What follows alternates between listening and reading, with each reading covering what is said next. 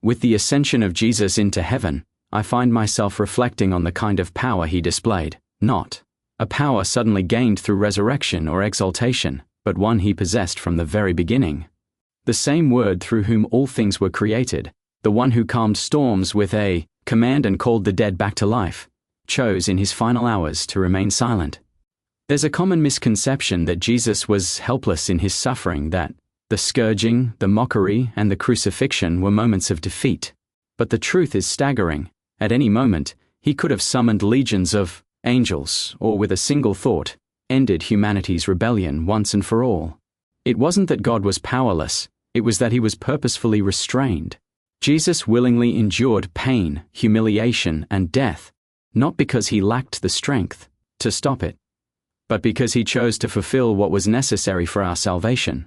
Every lash, every insult, every nail was met not with divine retaliation, but with divine mercy.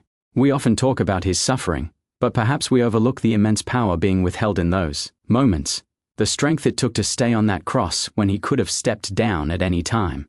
Sometimes I picture the hosts of heaven standing at the threshold of eternity, weapons of light in hand, waiting for a single word from their king.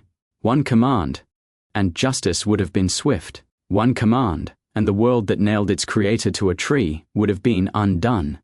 But that word never came. Instead came the words, "Father, forgive them." What kind of love is that? It's a love that redefines strength, not as domination, but as restraint, not as vengeance, but as mercy. The Ascension reminds us that the one who now reigns over heaven and earth is the same one who chose the path of humility and sacrifice. True power isn't merely the ability to act, it's the wisdom, the patience, and the compassion to hold back when doing so fulfills a higher purpose. That's what Jesus showed us, not weakness, but strength restrained, not defeat, but victory through love. And it is that kind of power, the power of self-giving love, that continues to reign forever.